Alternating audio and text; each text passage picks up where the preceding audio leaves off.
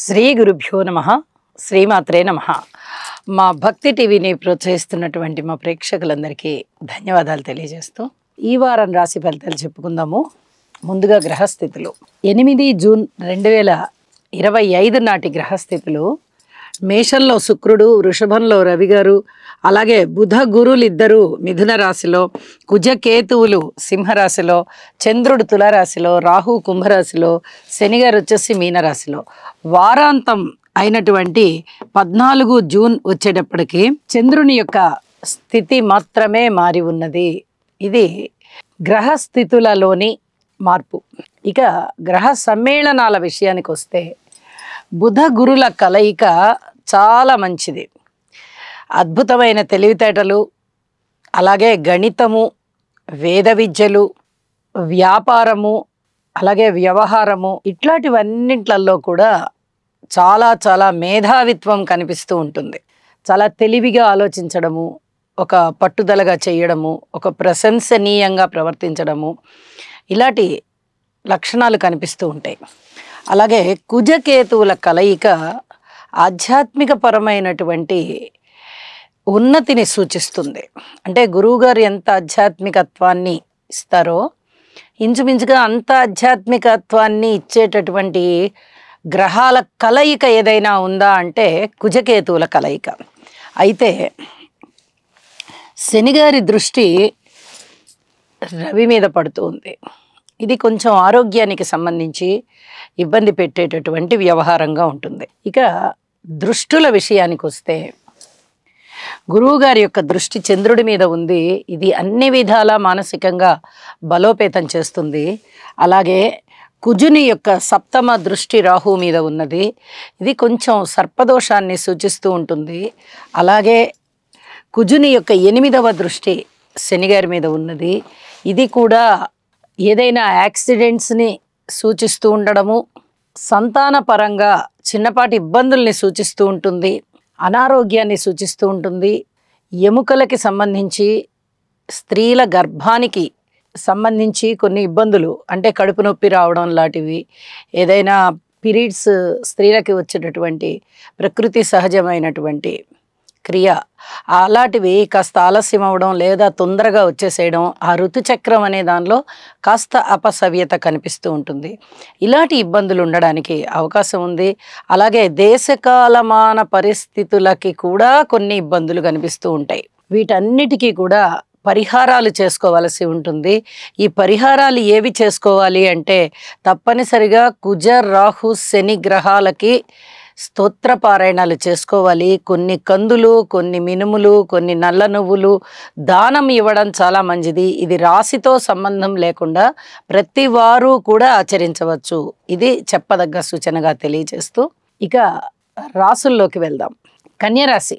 కన్యరాశి వారికి ఈ వారం రోజుల కాలము కూడా మనం పరిశీలన చేసినట్లయితే రాహు గారి యొక్క స్థితి కానీ, శుక్రాచార్యుల వారి యొక్క స్థితి కానీ చాలా చాలా అద్భుతంగా ఉంది. ఈ రెండూ కూడా మీకు మంచి ఫలితాలను ఇస్తున్నాయి. మిగతా అన్ని విషయాలలోనూ జాగ్రత్తగా ఉండాలి అని చెప్పి ఇక్కడ సూచనలు జరుగుతూ ఉన్నాయి. అయితే వీరికి కుటుంబం చాలా బాగుంది. కుటుంబం విషయంలో చాలా వరకు మనశ్శాంతి ఉంది అని చెప్పి తెలియజేస్తున్నాను. ఇక అన్నదమ్ముల సహాయ సహకారాల విషయంలో మీరు అనుకున్నంత సహాయ సహకారాలు దొరకడం లేదు. మీకు ఆ సంతృప్తిగా కూడా అనిపించడం లేదు. ఒక విధమైన అసంతృప్తి. మా అన్నని నమ్మాను, నేను సరిగా నాకు సహాయం చేయలేదు, మా తమ్ముడిని నమ్మాను, సహకారం లేదు వాళ్ళ దగ్గర నుంచి అనేటటువంటి అసంతృప్తి కనిపిస్తుంది. మాతృవర్గ రీత్యా బాగుంది, స్థిర చరాస్తుల రీత్యా బాగుంది, ఉద్యోగ జీవితం కూడా బాగుంది అని చెప్పి తెలియచెప్పచ్చు. ముఖ్యంగా వ్యాపారస్తులు చాలా చాలా బాగున్నారు. అయితే ఉద్యోగస్తుల విషయంలో ఓర్పుగా ఉండండి, ఇది చెప్పదగ్గ సూచన. పై అధికారుల నుంచి కొన్ని రకాలైనటువంటి అపవాదులు రావచ్చు, ఇదొక్కటి జాగ్రత్త అని చెప్పి చెప్తూ ఉన్నాను. ఇక సంతాన విషయంలో అంత చాలా బాగుంది అని చెప్పడానికి రావట్లేదు, ఓర్పు కలిగి ఉండాల్సిన పరిస్థితి. ఇక మిత్రుల విషయంలో కానీ, ఆరోగ్య విషయంలో కానీ, ఊహించని విధంగా ధనలాభాలు కలిగే విషయం కానీ, అలాగే ఏదైనా మీరు ప్రారంభించిన పనిలో విజయం చేకూరే విధంగా కానీ ఇవన్నీ కూడా చాలా చాలా బాగున్నాయి అని చెప్పి చెప్పడం జరుగుతుంది. అయితే భార్యాభర్తల అన్యోన్యత అంతగా బాలేదు. పితృవర్గ రీత్యా కూడా కొంత శ్రమతో కూడుకున్న కాలంగా కనిపిస్తోంది. రాజకీయ నాయకుల పట్ల కూడా జాగ్రత్తగా ఉండాలి, రాజకీయాల పట్ల కూడా జాగ్రత్తగా ఉండాలి. అలాగే ఉద్యోగ జీవితం గురించి చెప్పుకున్నాం, ఓర్పు కలిగి ఉండాలి అని. ఇక లాభాల బాటలో ఉన్నారా మీరు అంటే, లాభాలు వచ్చినట్టుగానే ఉంటాయి కానీ ఇంకా చేతికి రావు. ఇదొక విపత్కర పరిస్థితి. మీకు తెలుస్తుంది ఈ విషయంలో మనకి ఈ మాత్రం లాభం వచ్చేటట్టుగా ఉంది అని, కానీ అది చేతికి వచ్చేంత వరకు పూర్తిగా దాని మీదే ఆశ పెట్టుకొని కూర్చోవద్దు. చేతికి వచ్చేటప్పటికి ఏ మార్పు అయినా జరగచ్చు. ఇలాంటి పరిస్థితి కనిపిస్తోంది. ధనము కానీ, ధాన్యము కానీ, వస్తువులు కానీ ఏ రూపకంగా అయినా మీరు ఎక్కువగా దానం చేసేటటువంటి పరిస్థితి కనిపిస్తోంది. స్థాన చలనం కనిపిస్తోంది. అలాగే ఎక్కువగా ధన వ్యయం కనబడుతూ ఉంది. ఈ ధన వ్యయానికి సంబంధించి జాగ్రత్తలు తీసుకోండి. ఇక విద్యార్థుల విషయంలో చాలా బాగుంది. ప్రాథమిక విద్య చదివేటటువంటి విద్యార్థులకి బాగుంది, ఉన్నత విద్య చదివేటటువంటి విద్యార్థులకి కూడా బాగుంది, స్త్రీలకి కూడా బాగుంది. అలాగే భూమికి సంబంధించి రైతులకి సంబంధించి కూడా చాలా బాగుంది అని చెప్పి తెలియచెప్పచ్చు. వీరు అనేక రకాలుగా ఈ వ్యవసాయ పనిముట్లన్నిటినీ కూడా రెడీగా పెట్టుకుంటారు. భూమి దున్నడానికి మంచి ముహూర్తం పెట్టుకుంటారు. ఇక భూమి దున్నడమే తరువాయి అంటే భూమి పనులు ప్రారంభించడమే తరువాయి అనేటట్టుగా అంత సిద్ధంగా ఉంటారు. వీరికి చాలా బాగుంది, భగవంతుడి అనుగ్రహం కలుగుతోంది. ఇది చెప్పదగినటువంటి సూచనగా తెలియజేస్తున్నాను. వారాంతంలోకి వెళ్ళేటప్పటికీ చంద్రుని యొక్క స్థితి మాత్రమే మారి ఉంది. అది పంచమ స్థానంలో వచ్చి ఉన్న కారణం చేత చంద్రగ్రహము ఇక్కడ అంత అనుకూలమైన ఫలితాలు అయితే ఉండబోవడం లేదు.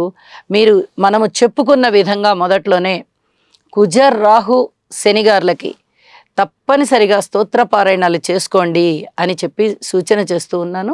శుభం.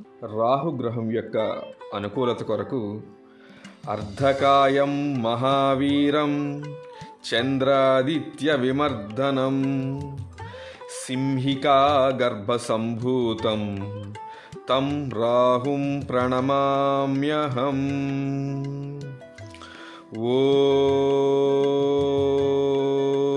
ఓం భ్రాం భ్రీం భ్రౌం సహ రాహవే నమః. శుక్రగ్రహం యొక్క అనుకూలత కొరకు హిమకుంద మృణాళాభం దైత్యానాం పరమం గురుం సర్వశాస్త్ర ప్రవక్తారం భాగం ప్రణమామ్యహం. ఓం ద్రాం ద్రీం ద్రౌం సహ శుక్రాయ నమః.